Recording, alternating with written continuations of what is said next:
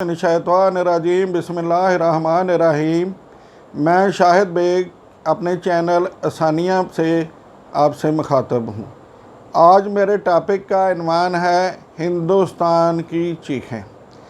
तालिबान का अल्लाह पर इतना कामिल यकीन है कि उन्होंने कम तादाद में होते हुए भी 20 साल तक स्ट्रगल की और आखिरकार अपने से 4 गुना 5 गुना बड़ी फ़ौज को, जो जदीद असले और जदीद टेक्नोलॉजी से लैस थी, उसको शिकस्त दी।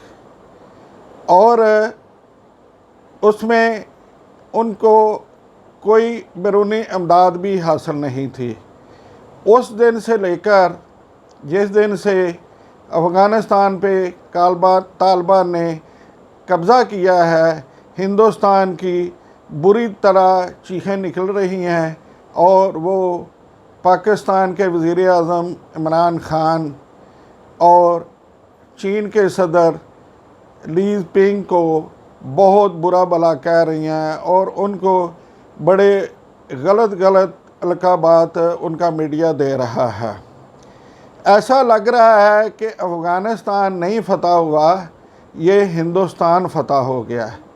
और तालिबान को इसकी वजह यह है कि जब से तालिबान ने उस पर कब्ज़ा किया है तो उन्होंने हिंदुस्तान के जितने भी उन्होंने उधर वो बनाए हुए थे अपने दफ्तर, उन पे कब्ज़ा कर लिया हुआ है और हिंदुस्तान के जो सफारतकार हैं वो भाग गए हुए हैं।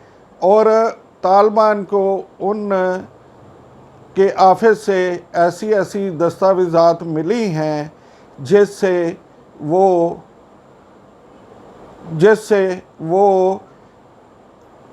पता चल रहा है कि वो उनका आगे वाला मुस्तकबिल में वो पाकिस्तान और चीन पे और ज़्यादा हमले करवाना चाह रहे थे।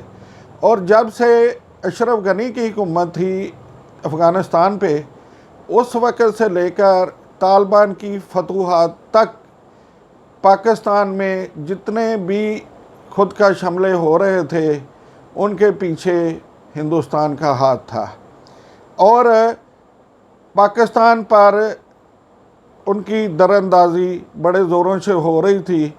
और अभी जब तालिबान ने पाकिस्तान के साथ और चीन के साथ ये वादा किया है कि हम अपनी ज़मीन पाकिस्तान और चीन के ख़िलाफ़ इस्तेमाल नहीं होने देंगे, और उन्होंने पाकिस्तान को अपना दूसरा घर कहा है।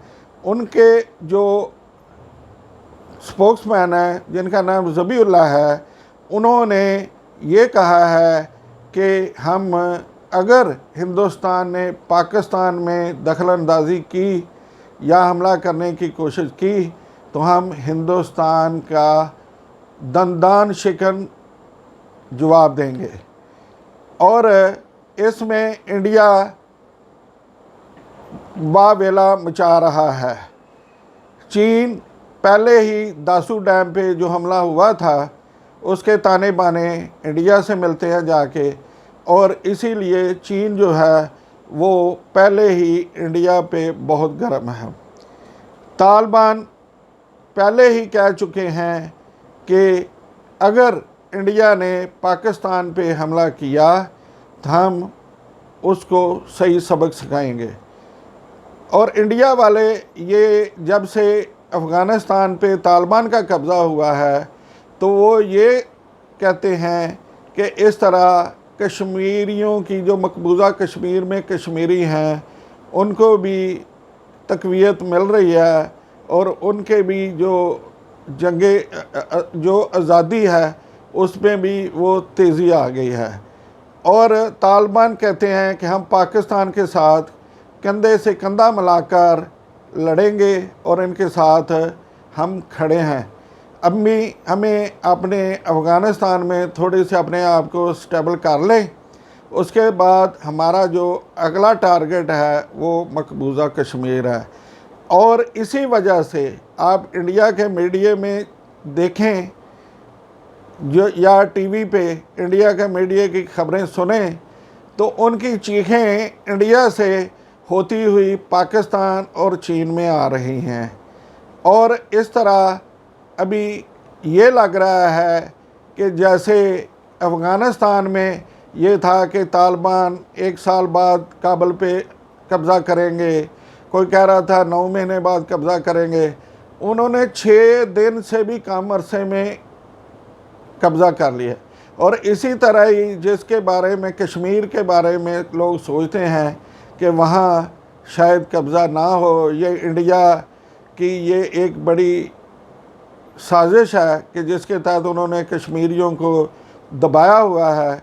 यही लग रहा है कि ये बहुत जल्द हमारे कश्मीरी भाई जो मकबूजा कश्मीर में रहते हैं वो हमें मिलेंगे, हमारे साथ इल्हाक करेंगे। और हाँ, अगर मेरी आपको ये वीडियो अच्छी लगे तो आपको इस चाहिए कि इसको शेयर भी करें, लाइक भी करें।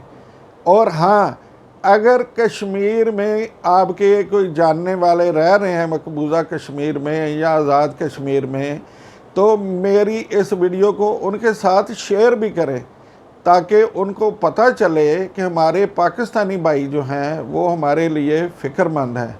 इसलिए बराए मेहरबानी मेरी इस वीडियो को आप लाइक भी करें, शेयर भी करें और सब्सक्राइब भी करें।